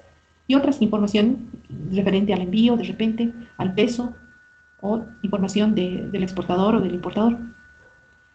Respecto al tamaño de las cajas, se debe corresponder al tamaño del producto que van a ir dentro de estas cajas. Lo ideal sería de que las cajas estén hechas a medidas, como vemos en aquí, prácticamente el tamaño ideal, ¿no? Y que no sobre espacios huecos interiormente. De existir estos espacios huecos, pues hay riesgo de que estos se desplacen y se choquen contra las paredes de la caja. Y si el producto es bastante delicado, pues se puede dañar. Si en este caso se ha hecho el pedido ya de las cajas y se percatan de que hay estos espacios, pues hay que dar solución, hay que rellenar estos espacios. Lo que no hay que hacer es mandar con esos huecos, esos espacios. Para ello, pues hay material, ¿no? Por ejemplo, aquí tenemos un huevo de Pascua y una caja gigante, ¿no?, grande, de tal forma de que si no hubiera habido este papel de rellenos de estas virutas de papel, pues este se chocaría y al ser delicado, pues se quebraría. Entonces, este es un material de relleno que también se puede aplicar. Pero si no es este, tenemos el papel craft, que lo hemos explicado, arrugado, también se le puede colocar alrededor para rellenar esos huecos. Y precisamente aquí tenemos algunas opciones: relleno de poliestireno expandido, son bolitas que también se pueden utilizar, papel craft, como vemos, arrugado, o la viruta de papel. Cabe resaltar que este material es para rellenar huecos dentro de embalajes, ¿no? Pero estos no brindarían ningún tipo de protección a nivel contenedor, por ejemplo, ¿no? Ahí ya tenemos otro tipo de rellenos. Tal vez ya cuando hablamos de la carga dentro de un contenedor y se presentan en espacios mayores a 15 centímetros, pues es un riesgo. Y ahí tenemos que usar otro material, por ejemplo, bolsas inflables, tal vez ahí puntales de madera o paletas en desuso colocadas en vertical con tal de rellenar los espacios. Pero a nivel de embalajes, aquí tenemos algunas opciones. Otro dato que se tiene que tomar en cuenta es si el producto no cabe dentro del embalaje, no hay que colocar a la fuerza. Colocar a la fuerza va a afectar a las esquinas, y esto ya se ha explicado. Afectar las esquinas quita la resistencia estructural vertical de las cajas. Son resistentes, pero si no se las toma correctamente durante la manipulación, como en este caso lo correcto es manipular, tomarlas de la parte de abajo, si se las toma de las aletas, de igual forma se puede dañar las esquinas. Un tema muy importante es el tema del encintado. Una vez de que el producto ya está dentro de las cajas, tenemos que cerrar estas cajas. Algunos utilizan pegamento para cerrarlas, otras con encintados y otros con grampas. Pero lo importante es que se tienen que cerrar. Cuando hablamos del encintado, el más utilizado es el tipo H. ¿Por qué? Porque forma una H, como pueden ver, ¿no? Se coloca cinta en este lado, en el medio y de este otro lado, formando una letra H. Y aquí la forma como se hace esa forma de encintado. Primero se empieza al medio, como pueden ver, luego los costados, formando la letra H. Cabe resaltar de que no es la única forma de encintado. Tenemos el encintado tipo U, el simple, que solamente se coloca en el medio, y otros que podríamos citar. Pero el que más se utiliza es este tipo, el H, que se puede colocar H, en este caso, encintado en H en la parte de arriba y también en la base. Bien, vamos a continuar, vamos a pasar a esta. Número 11. Cuidados con la humedad. Si estamos en los almacenes del exportador, pues si el piso es de cemento, no colocar directamente las cajas sobre el piso. El cemento puede transferir humedad y debilitar las cajas. Finalmente es cartón, absorbe la humedad. Para ello se deben utilizar paletas, de tal forma de que si hay humedad, pues las paletas puedan brindar protección a las cajas. Número 12, pues las cajas, si bien son resistentes, pero no utilizar como escaleras. Si sobrepasa el apilamiento de la altura del trabajador, pues lo que hay que hacer es utilizar escaleras o montacargas. Bien, entonces eran algunos tips que se tienen que practicar para mantener la resistencia que nos brindan las cajas de cartón corrugado. Vamos a continuar con lo que es envases y embalajes de madera. Lo más importante de ese tipo de material. Para empezar, pues, ¿qué ventajas tenemos de utilizar la madera para la fabricación de este tipo de embalajes? Número uno, la resistencia. La madera es un material bastante resistente, durable, es muy amigable, ¿no?, con el medio ambiente porque es biodegradable, a diferencia de los plásticos, y además que es bien versátil, es decir, se puede cortar la madera y se puede moldear en diferentes formas y tamaños. Tiene todo la madera para ser utilizado en un embalaje, pero también tiene desventajas. El peso, bastante pesados, su volumen, ocupan bastante espacio y a la vez, así como son duros y pesados, pueden volverse frágiles si es que está húmeda la madera y puede entrarle moho, atacarle termita y pues es así, puede también ser susceptible a daños y roturas, comprometiendo la protección de los productos envasados o embalados. Además, le ataca la humedad, como hemos dicho, y si bien en este caso la madera es un material natural, renovable, pero lo malo es de que sacrificamos los árboles y estos tardan en plantar y bueno, en crecer, y tiene un impacto ambiental negativo, ¿no? Tratamientos químicos.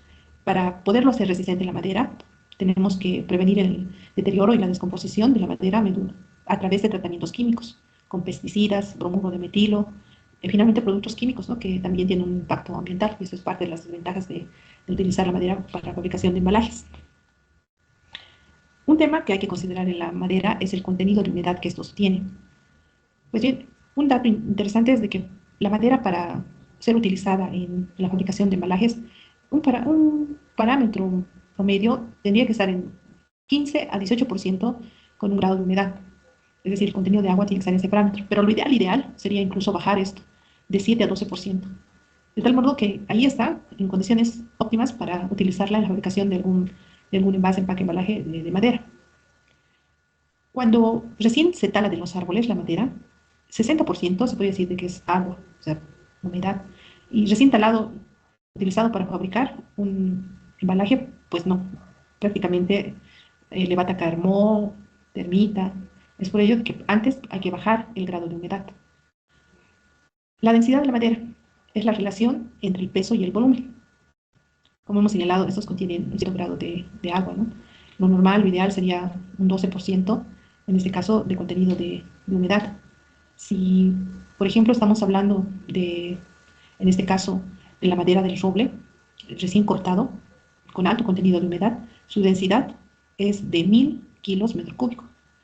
Pero si ya lo secamos, es decir, bajamos el grado de humedad a un 12%, ese mismo roble, esa madera, va a tener una densidad de 670 kilos metro cúbico. Entonces, la densidad de la madera utilizada en la construcción de envases, empaques y embalajes suele estar en un parámetro de 400 a 650 kilogramos metros cúbicos. Ese es el rango ideal. La densidad de la madera utilizada en la construcción, ya lo acabamos de decir, está entre 400 y 650 kilos metros cúbicos. Ahora, precisamente, dependiendo de la densidad, es que se clasifican las maderas en pesadas, ligeras y muy ligeras. Además, tenemos que hablar del tratamiento de la madera antes de ser utilizadas en la fabricación de embalajes. Aquí podemos hablar de la norma internacional para medidas fitosanitarias, la NIM 15. Han sido estas establecidas a través de la Organización Internacional de Protección Fitosanitaria. Por sus siglas en inglés se las reconoce por la IPPC, a esta organización que acabamos de citar.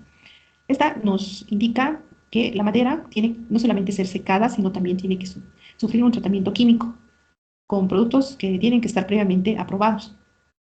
Sobre todo si es madera para ser utilizada en paletas, pues es obligatorio el tratamiento previo. Aquí vamos a recordar, estamos hablando de la norma internacional para medidas fitosanitarias, la número 15, simplemente NIM 15, bueno, que deben cumplir tanto embalajes como paletas de madera. Y en este caso, lo que nos señala es de que una vez de que se trate la madera químicamente y además el secado, estas tienen que ser marcadas con este tipo de marcas. Para empezar, la espiga de trigo con las siglas de la organización IPPC. Luego se tiene que colocar el país donde se ha realizado el tratamiento, el código de país, el código de provincia dentro de ese país y número 4, el código, en este caso, del tratamiento que se le ha aplicado a la madera. Aquí lo recordamos, ¿no? El símbolo IPPC, el código del país, el código de la empresa productora, y también implica, digamos, el lugar donde se encuentra esa empresa, el código de tratamiento. Ahora, por ejemplo, podríamos tener lo siguiente. En la parte de acá, que era el cuarto elemento de este marcado, si lleva MB, está señalando que se ha hecho un tratamiento con bromuro de metilo. Pero este bromuro de metilo en los últimos años se ha ido ya prohibiendo su uso por alta toxicidad. Se ha demostrado que las personas que trabajan con este producto y que están alrededor pues se han enfermado, incluso causándoles algún tipo de cáncer. Por ello ya se está retirando del mercado ese tipo de tratamiento a la madera. Cuando se hace, en este caso, el secado, se lo utiliza HT, tratamiento térmico, y aquí viene el HT precisamente. Tratamiento térmico, que consiste en colocar la madera que está recién talada, como hemos dicho, tiene un 60% de humedad, se la debe colocar en hornos precalentados a 56 grados centígrados durante 30 minutos para bajar el grado de humedad. Y esto lo colocamos con HT. Y aquí un ejemplo completo de un marcado que podría ser colocado en una paleta, el símbolo IPPC, la espiga de trigo, después ES, que es el código del país, 36, que es el código de la empresa, 0031, que es el lugar, la provincia donde se encuentra esta empresa. Luego viene el código de tratamiento. Según lo que nos está diciendo esto, es tratamiento térmico, HT. Bueno, pero también puede ser el tratamiento, si no es térmico, dieléctrico, a través de choques eléctricos, el secado de la madera, y ahí estamos hablando de H, más bien, colocar aquí. Estas son imágenes de algunas paletas donde ya podemos ver evidentemente cómo se hace el marcado. La espiga IPPC, en este caso México, la empresa que realiza el tratamiento y el tipo de tratamiento, HT, tratamiento térmico. Y aquí también otra forma de tratamiento que sería el descortezado de madera, DB. Se ha hecho tratamiento térmico y descortezado de madera. Y lo que ya habíamos señalado, ¿no? El símbolo IPPC, el código de país, de provincia y de la empresa. Y eso se lo coloca en algún lugar de la paleta, visible, para que puedan verificar que esta realmente ha sido correctamente tratada. ¿A qué tratamientos entonces debo someter mi embalaje de madera? Pues bien, según la norma NIM 15, tiene que ser tratamiento térmico, ya sea en hornos precalentados o también puede ser dieléctrico. El bromuro de metilo, como hemos visto, ya prácticamente ha sido retirado del mercado. Y el descortezamiento de la madera, que también podría ser otro tratamiento. ¿Qué países requieren que se trate la madera? Pues, ¿qué países han firmado este convenio de la NIM 15? En América tenemos todos estos países que se han obligado a tratar la madera. Y como pueden ver, Bolivia está presente. Asia, África, Oriente Medio, Oceanía, Europa. ¿Qué significa que Bolivia esté presente? Significa que Bolivia exige que las paletas de madera lleguen tratadas, como también si Bolivia manda una paleta a uno de estos países, ya sea en Asia, África, también ellos van a exigir que las paletas que mandemos desde Bolivia tienen que estar correctamente tratadas. ¿Cuándo aplican la NIM 15? Todo lo que es embalajes de madera tienen que ser tratados, excepto lo que es material reciclado, ¿no? Hay embalajes hechos con reciclado de madera. Entonces, en ese caso, previamente ya se supone de que ha sufrido el tratamiento, entonces ya no es necesario cuando el material es reciclado. ¿Tengo alguna alternativa? O sea, para obviar la NIM 15, pues la única alternativa sería de que se utilice paletas de plástico o de metal, pero esas ya resultarían más caras. Envases y embalajes de madera. Con madera podemos fabricar una gran variedad de envases, empaques y embalajes, ¿no? Aquí tenemos jaula de madera, cajones, en este caso paletas, cajas para frutas, tiene varios usos. Envases de vidrio. Otro material que se utiliza mucho es el vidrio.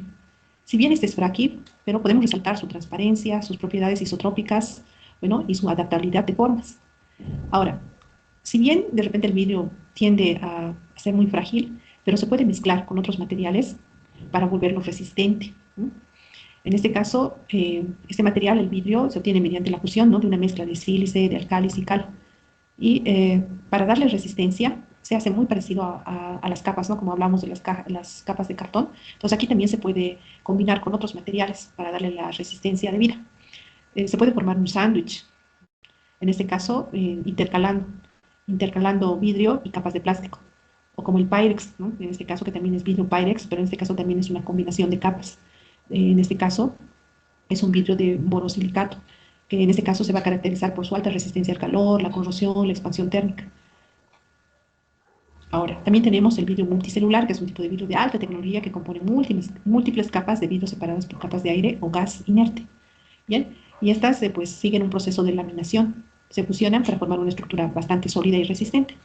Bien, entonces este vidrio multicelular, pues también se utiliza para envases, para contenido en este caso, de algunos alimentos, o también pueden utilizarse para temperaturas altas, donde requieren ese tipo de contenedores o envases. Los envases de plástico. Otra alternativa, si no es cartón, no es madera, no es vidrio, también los plásticos se utilizan para la fabricación de envases, empaques y embalajes. Y los más utilizados, en este caso, son sacos, ¿no? Sacos hechos en polietileno o bolsas. Así también los big bags, como también los forros de contenedores. Forros de contenedores que son gigantes bolsas que se instalan dentro del contenedor para llevar carga a granel. Pero también tenemos material de relleno, como el poliestireno expandido. Como habíamos visto, cuando tenemos ese inconveniente de huecos, espacios, entonces este se utiliza para el tipo de rellenos. En el caso de los plásticos, para cuidar el medio ambiente es muy importante su identificación. Para poderlos reciclar, primero tenemos que separar según el tipo de plástico del que se trate. Por eso se espera que los envases en la parte inferior traigan una identificación, una forma de poder saber de qué tipo de material son exactamente para ver si se puede reciclar. Estos están codificados según el tipo de plástico que trae. Aquí tenemos una tabla, por ejemplo, si trae la parte de abajo, trae PET y trae el número 1 encerrado en un triángulo, como pueden ver, nos está diciendo que este es un plástico, en este caso, que puede estar en contacto con los alimentos. Se utiliza normalmente para bebidas, refrescos, agua, envases para alimentos, como ser aderezos, mermeladas, jaleas y otros. Pero si más bien trae el número 5, como vemos en este ejemplo, es polipropileno, PP, y trae el número 5. Y en este caso, pues es utilizado para bolsas para frituras, popotes, equipo para jardinería. Bueno, en este caso son reciclados a 140 grados. Traducido, en este caso, soporta solventes, o sea, es bastante versátil, digamos, el uso, ¿no? Bien, entonces, en el caso de los plásticos, lo que tenemos que tomar en cuenta es su forma de reciclaje, ¿no? Para ello necesitamos conocer el código al que responden, como hemos podido ver. Aquí tenemos sus diferentes usos, ¿no? Si es 1, es PET; si es 2, es polietileno de alta densidad; 3 es el cloruro de polivinilo; el 4 es el polietileno de baja densidad; el 5 hace referencia al polipropileno; y el 6 es el poliestireno.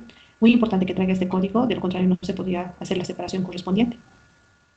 Bien, entonces esta parte hacía referencia a lo que es los materiales que se pueden utilizar en envases, empaques y embalajes.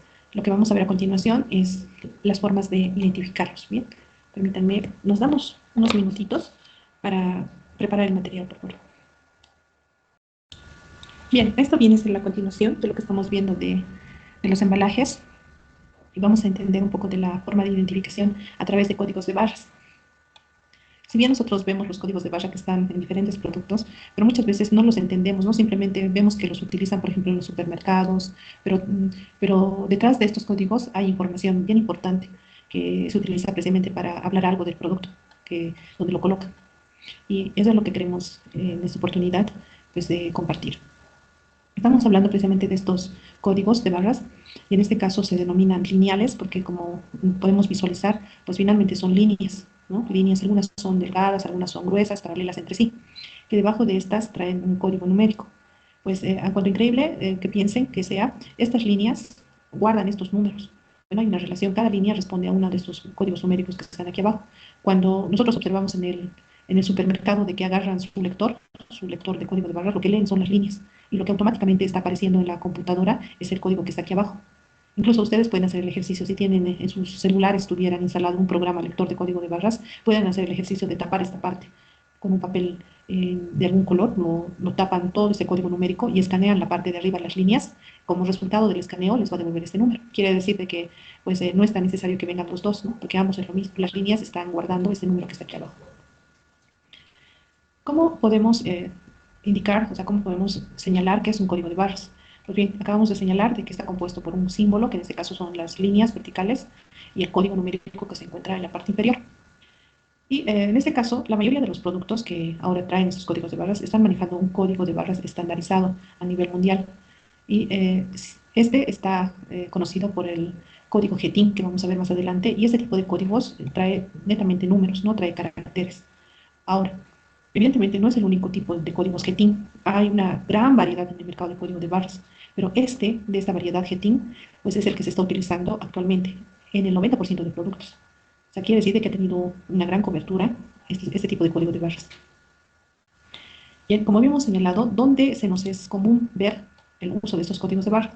Normalmente en los supermercados, ¿no? El vendedor agarra su lector y escanea el lugar del código de barras. Inmediatamente esa información se está mandando a la computadora y la computadora lo procesa. Si está saliendo a la venta, inmediatamente ya está facturando, ¿no? ese producto y además lo está dando de baja en el control de inventarios del almacén o del supermercado.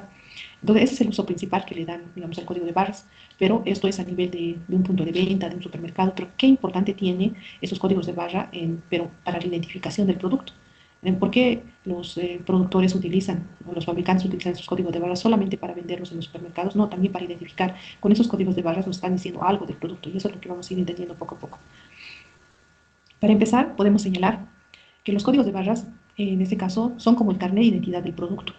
Por ejemplo, aquí tenemos este envase de 125, asumiendo que es un yogur, bueno, un lácteo, en una presentación de 125 gramos. Como pueden ver, los cuatro se trata del mismo producto, en la misma cantidad y de la misma empresa. Por esta razón, por tratarse del mismo producto en la misma cantidad de producto 125 gramos, este va a tener un mismo código de barras. Significa que este código de barras es único por producto. Bien, si son lo mismo, va a tener el mismo código de barras.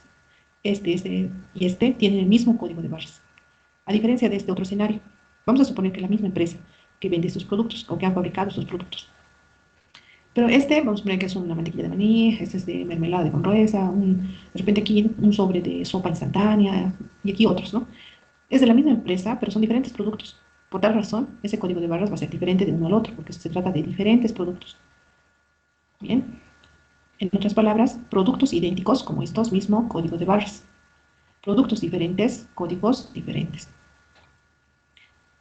Bien, pero conoceremos un poquito de los antecedentes, ¿no? ¿Cómo aparecen esos códigos de barras?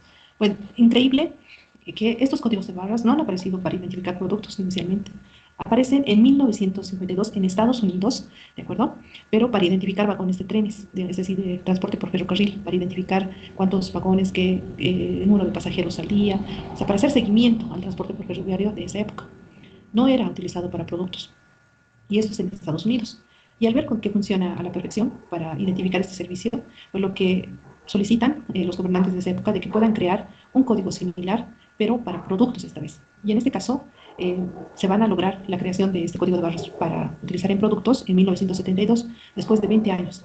Y se le va a dar la tarea de la creación de estos códigos de barras a una organización conocida como la UCC.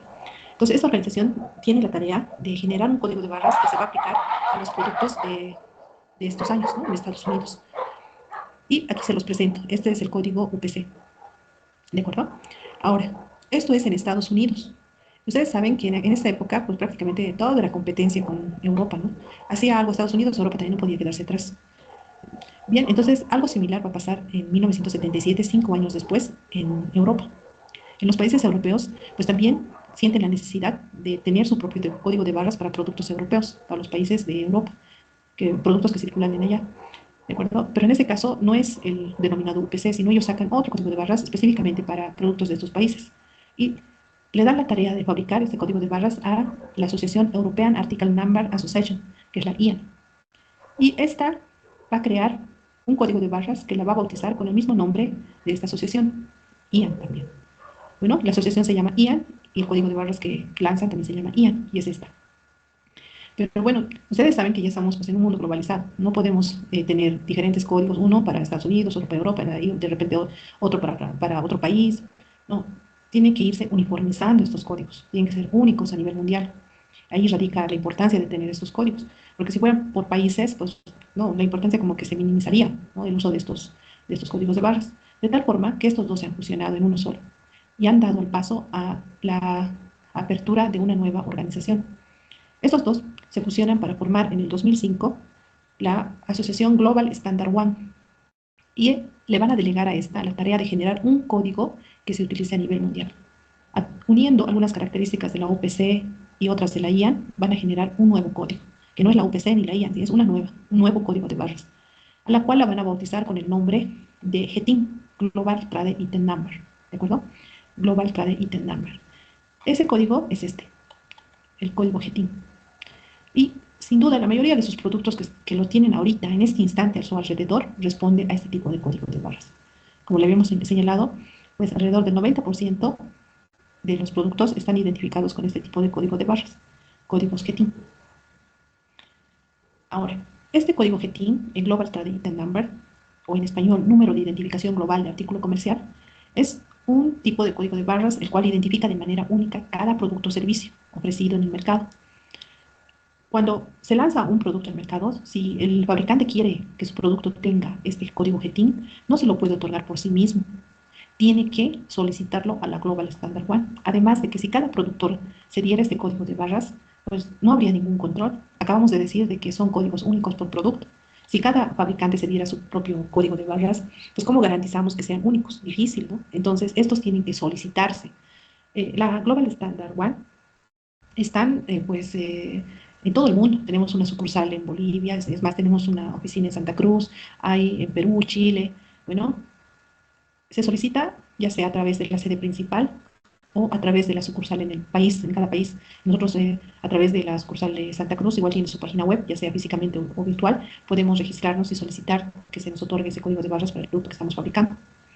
Ahora, evidentemente, esa solicitud no es gratis, ¿no? Estos no son una ONG, sino más bien es una asociación que tiene el trabajo de generar estos códigos y por ende, pues para conseguir esos códigos, pues tiene que cancelarse, ¿no? Una cuota, un pago, ¿de acuerdo? Y además hay que demostrar de que son empresas legalmente establecidas con todo lo que solicita el país para ser considerada como una empresa legal. Esos papeles se presentan y se solicita precisamente el código de barras. Es toda una formalidad tener un código de barras para nuestros productos. Por eso se dice que los productos que tienen estos códigos de barras, pues es una señal de calidad. No tener ese código de barras es aislarse del mercado. Ahora, no se sorprendan que en alguna literatura a estos códigos de barra GTIN los conocen con el nombre de IAN, porque es como su apodo, ¿no? Ha quedado por los antecedentes, como hemos explicado, viene, ¿no? De la fusión de dos, de la UPC y de la IAN. Entonces, por costumbre, por antecedentes, por de dónde vienen, muchos los conocen esos códigos de barra como IAN, pero no, su nombre correcto son códigos GTIN, por lo explicado. Bien, entonces, volviendo a lo explicado, esos códigos de barra vienen a ser como el carnet de identidad de las personas o como nuestra huella eh, de nuestros pulgares, ¿no? Que si analizamos la huella de nuestro pulgar, pues prácticamente es único, ¿no? Cada persona tiene, pues en este caso, un sistema de identificación a través de sus pulgares. No, ninguna otra persona tiene la misma identificación. Y es lo mismo, o sea, los códigos de barra tienen que ser únicos. Ahí está la importancia por producto. A nivel mundial, no tienen que variar. Si estamos hablando de esos yogurts que en la presentación de 125 gramos, como decíamos, si lo compramos en Bolivia, lo compramos en Chile o donde se vende, pues, y tuviéramos la oportunidad, a ver, suponiendo que los 20, uno de los 20 que están aquí, los participantes que estamos los 20, uno se encuentra en Brasil, el otro está en Argentina, o sea, la virtualidad nos da esa posibilidad. Entonces, les pido que para mañana compren este yogur y muestren en las cámaras donde esté, podemos verificar que en esa presentación, siendo el yogur de la misma empresa, pues es el mismo código de barras. Por eso es como el carnet de identidad o como esa huella digital para el producto, los códigos de barra. Bien, ahora, como ya lo hemos explicado, para poder acceder a estos códigos de barra tenemos que hacerlo a través de la GC1, no podemos inventarnos. Bien, si creemos que nuestro producto tenga pegado a la etiqueta del envase estos códigos, tenemos que solicitarlo. En el caso de Bolivia, podemos hacerlo a través de la sede en Santa Cruz. Tiene su página también, su página gc1.bolivia.org.bo, a través de la cual podemos hacer la solicitud. Ahora, la pregunta que todos nos hacemos, ¿es obligatorio el código de barras para mis productos? Bueno, legalmente, no, o sea, no hay ninguna ley que diga que los productos tienen que traer este tipo de código de barras. Lo que obliga al fabricante a acceder, a solicitar ese código de barras es el mismo mercado. La presión que ejerce el mercado hace de que los fabricantes obtengan estos códigos de barras, paguen por ese código de barras. Porque si quiero como fabricante que mi producto entre a la cadena de supermercados, al Hipermaxi, por ejemplo, ¿no? Pues ahí me van a rechazar si no tengo código de barras, porque ellos trabajan con código de barras. Si quiero que entrar así a cadenas así de grandes, y peor aún a un mercado internacional, pues el mismo mercado ya me pone como regla tener ese código de barras. Bien, entonces, normas no existen, o sea, no existe una ley que obligue, pero el mercado, la presión, sí exige al fabricante obtener estos.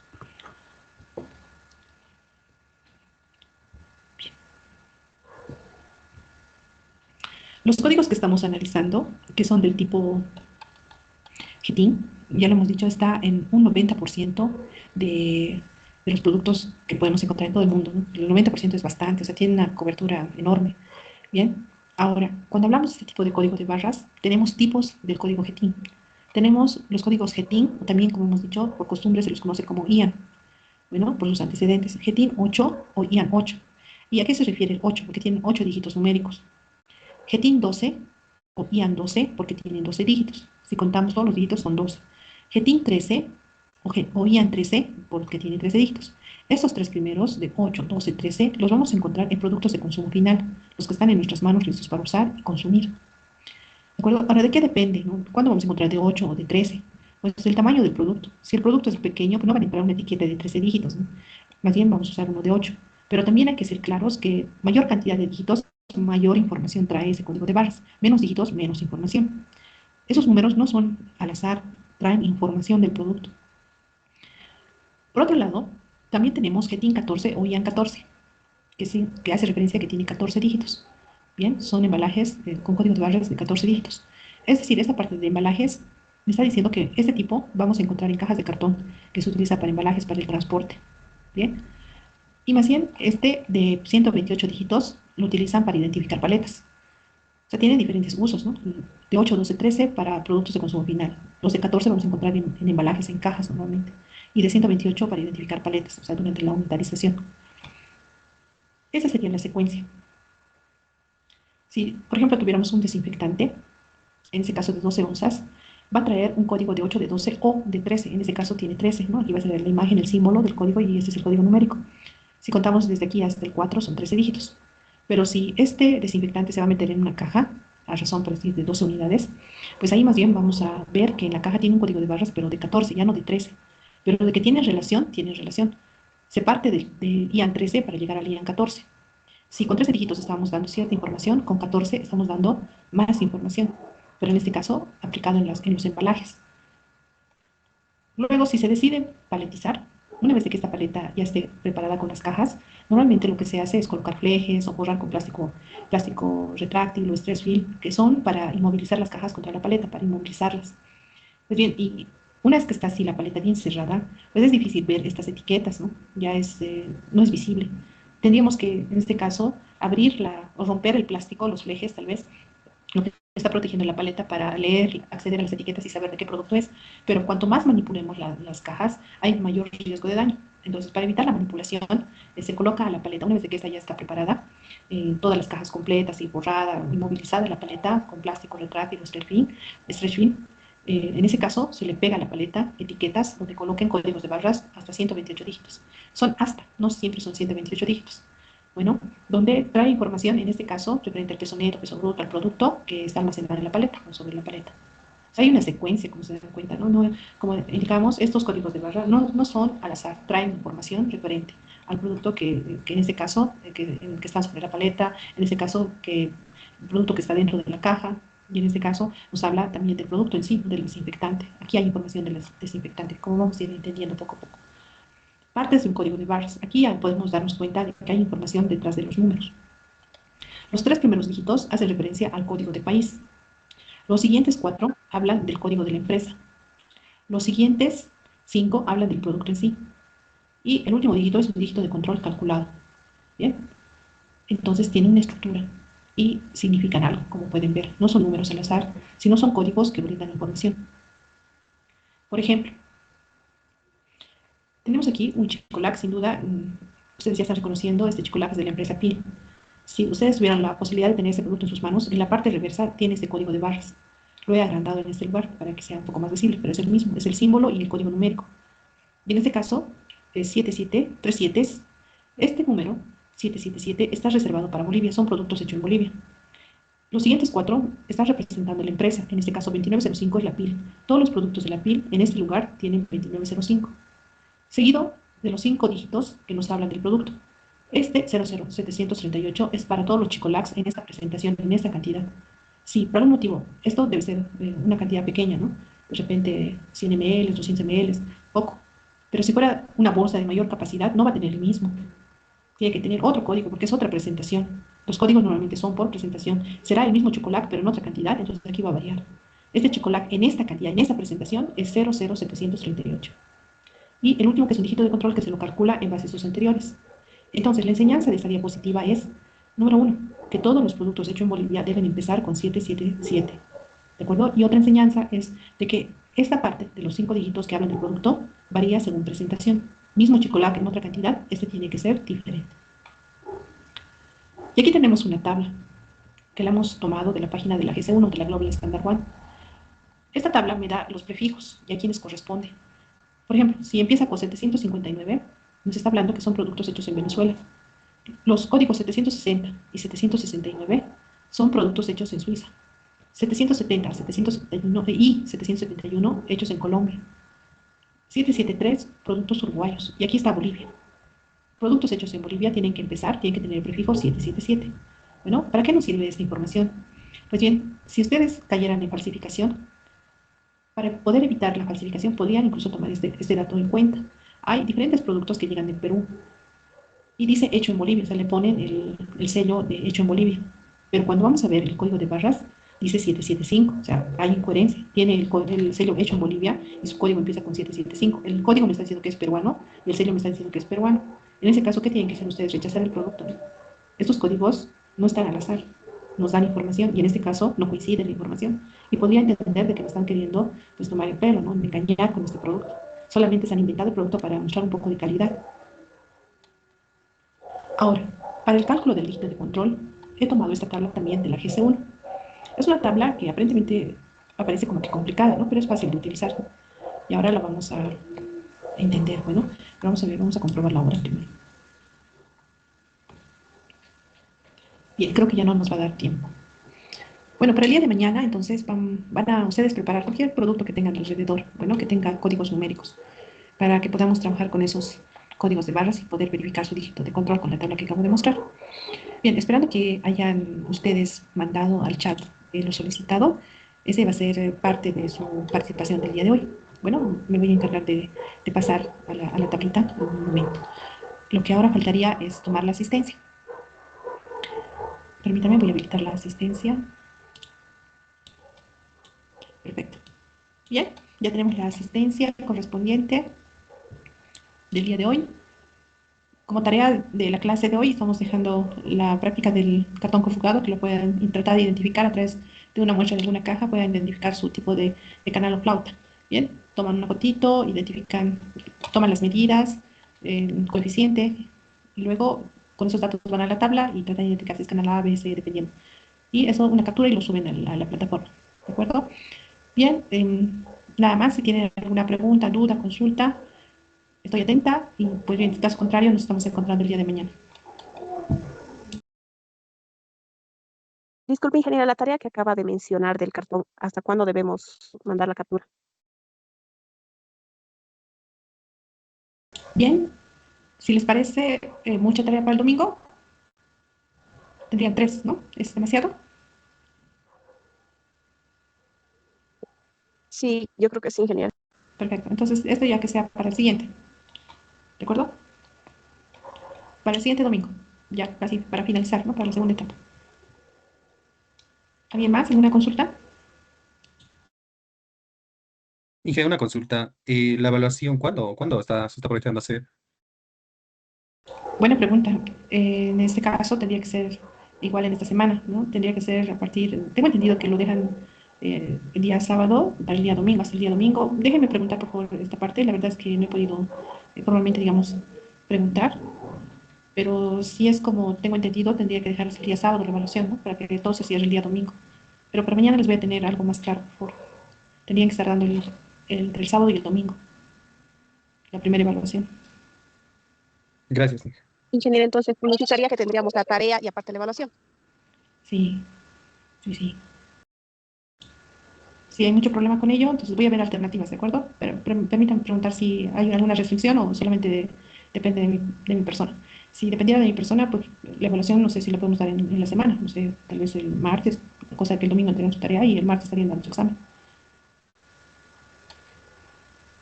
¿O alguna otra sugerencia que podríamos estarla ya pensando? Bueno, entonces déjenme preguntar y mañana ya les comunico.